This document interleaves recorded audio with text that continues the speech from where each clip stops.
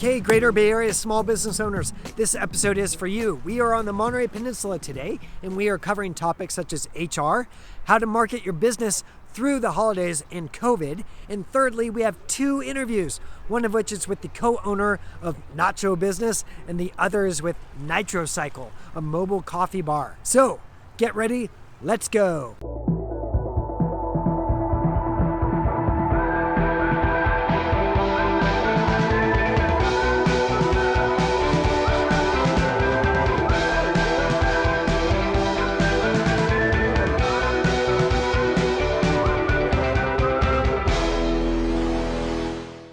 Okay, for many of you, HR is a headache, but especially right now, if you haven't experienced this already, having to deal with an employee that comes down with COVID is something that should be atop your list. So I want you to check out Fortress and Flourish. They are a local Central Coast HR company and consultancy that they have a whole video series on how to develop your own infectious disease plan and strategy. So below this video, I want you to check out the link to access Fortress and Flourish. Okay everyone, I am in downtown Carmel-by-the-Sea, and just around the corner is the farmer's market. I'm going to be visiting with Mikey. He's the owner of NitroCycle. It's a mobile coffee shop that specializes in nitro cold brew, so I can't wait for that. But even more importantly, he is very tapped into, and no pun intended there, he's very tapped into the local business community throughout the Monterey Peninsula. So he's going to talk to us about what he's observing and hearing and really what is needed to survive this time. And he has a very interesting pivot that he's going to share with us. So stay tuned. I actually have a really perfect example of basically adversify or die.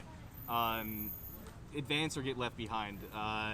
Stinson Hair was a full-time salon in Monterey on Foam Street, and they turned from salon when COVID hit to full-on nursery. And they still do nursery stuff every Sunday, so they do a pop-up that we're part of. But that's the kind of thing that you need to do. You need to basically look at what you have and see what you can do completely opposite to get what you need done and get the profits going back into your shop again. It's really hard when you're so used to that one thing, that repetitive motion every single time you open that door, you turn the gas burner, or you know, whatever task you start in the morning to get your business going. It's hard to get outside of that box, but you need to learn as a business owner, you need to diversify and switch things up every once in a while. And that's what everybody had to do during COVID. I'd have to say online really matters a lot, with people focusing more towards a digital footprint now, and QR codes, all that fun stuff. It really helps people just say, oh, bing, bing, bing, let me just Google this, or hey, let me look this up on Instagram. It really helps your business platform be more out there and shareable too, not only just for people to look you up, but if you're on Instagram, people can share if they appreciate your food or your drink or whatever you're selling. They'll post about it. They'll say, hey, you know, hashtag blah, blah, blah was great. I found them at the market. So things like that really, really help. I think a secret, your biggest and best secret weapon is your local support and your other local businesses.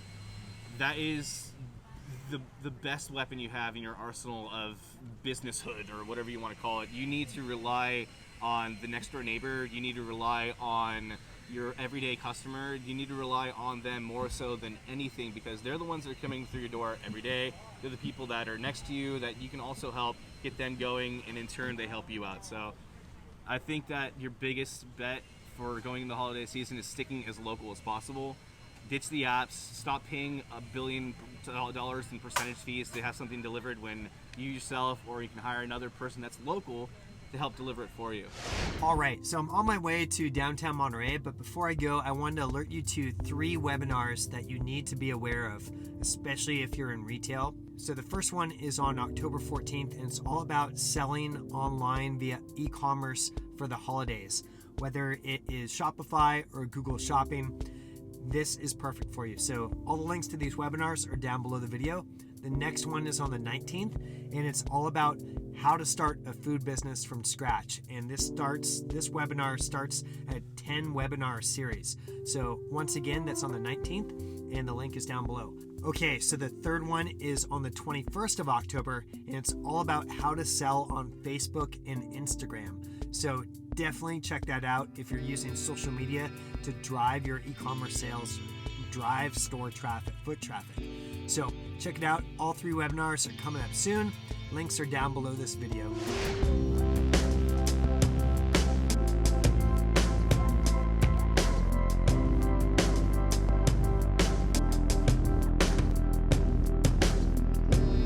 Okay, everyone, we are super excited. We are just a few doors down from Nacho Business, and we're going to talk with co-owner Steb Montez. And this business has been in formation for 4 or 5 years now, but they have made the decision to scale and grow their business, and it's happening during COVID. So Steb is going to have some fantastic insight into all that he's learned through this journey. So stay tuned. We're headed down the way here to talk nachos. So the idea initially was to just create elevated nachos, something that was a little bit next level. It was above ballpark reproach, essentially, when we first started. So, we wanted to create something that was fun and a cool atmosphere, and so we got the opportunity with the last spot, and we just ran with it, and we wanted to see where it would go. And to our surprise, we built a little bit of a cult following, and it was pretty successful. So from that point, we made the decision that it was time to step things up. And while we did try to get a remodel off in the location on Lighthouse, it just didn't work out timing wise, and COVID hit right in the middle of that remodel. This place came open, and the availability of the opportunity presented itself, so we took it. It's a much larger space. It's got a full kitchen, things that we could only dream of in the previous location. So we jumped at it, and I think a lot of it had to do with the situation, obviously, with COVID, shutting down a lot of local businesses, but also rents kind of being a little more reasonable because landlords want tenants in their buildings, and especially right now. But since we're built on a take and go model anyhow, and we had a proven commodity, we were able to secure this location. 4 years we've been operating out of the previous location, and this one, when we approached the landlords and the ownership of the building, they already knew who we were.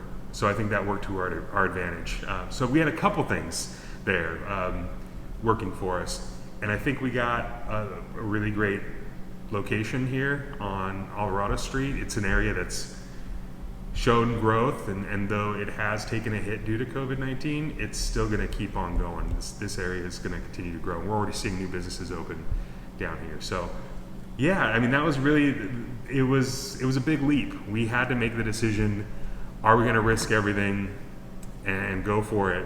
Because we had been able to secure a small business loan through the SBA, as well as a grant from the Monterey County Chamber. They were very nice to supply us with that, and we applied for it early on, like right when it became available. And we had the ability to save some money from our previous location. So we weren't jumping into this, going, well, we'll just kind of finance it and on credit and build some debt. We do have some because that's just the nature of business, but going into this, we're in a really good position. And I think we have a good product, and I can't wait for people to come and try it out. Yeah, I'll tell you, the number one thing is you don't know anything. That's what it comes down to, and I can say that for myself. Coming into this location, the previous one, we were, like I said, we had just kind of, it was an idea, and we just saw it through the best of our ability at that point. This time we had to dig in a little bit more. We had to do everything by the books, in the sense that we had to have recipe cards made. We couldn't rely on, hey, here's how you do this. But there's just little things. There's little operational things that make the biggest difference, I think, for businesses. And our atmosphere is always going to be fun for our employees and for the people and our guests and people that come in, because we want everybody to have a good time with it. And it's a fun concept. And yeah, I mean, I just learned right out the gate that whatever I thought I knew, I definitely didn't. And I relied heavily on this community, on a lot of local chefs, a lot of local restaurant owners. And I will tell you this much: if you have friends that have previous experience doing something, definitely lean on them. And if they're your friends, they'll invite that. You know what I mean? They'll definitely invite that, and make friends with other restaurateurs and business owners, because they're going to be firsthand knowledge and experience that you can put into practice in your business. Brittany's a really funny human being. She absolutely has a terrific sense of humor.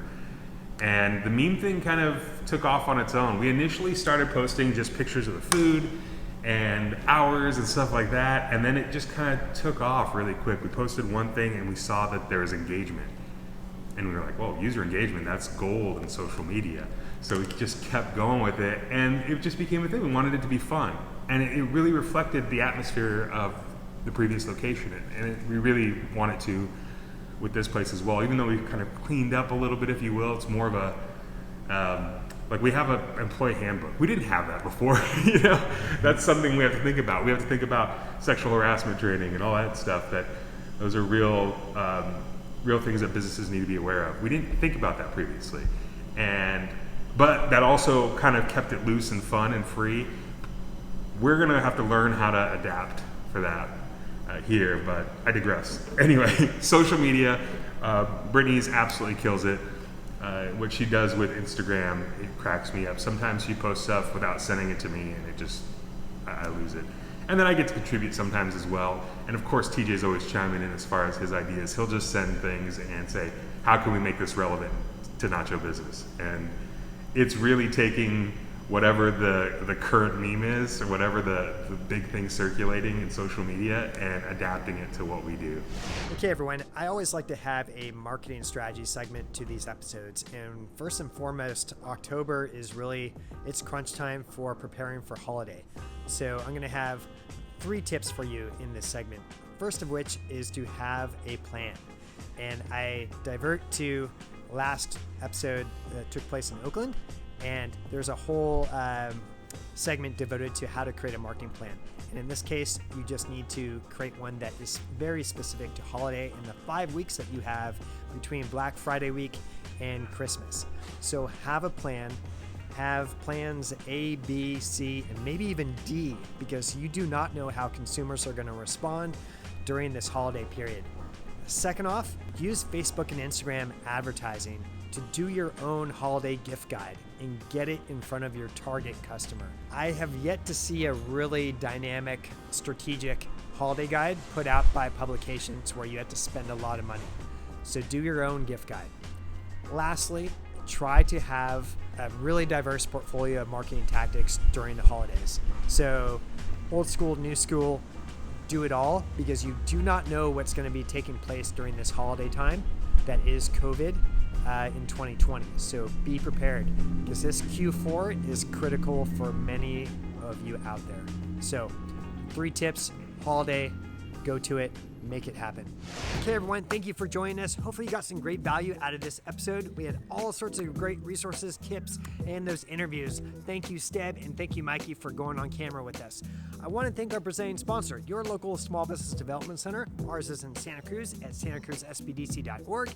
If you're anywhere throughout Northern California, just go to asksbdc.com. And if you're here in Monterey County, just go to calcoastalsbdc.com.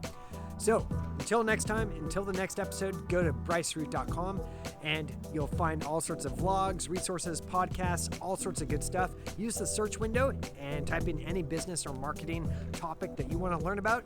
All sorts of results are going to come up because we've done so many videos out in the Bay Area and talked to so many business owners, so you don't have to reinvent the wheel. So thank you for watching, and we'll see you next time. Bye, everyone.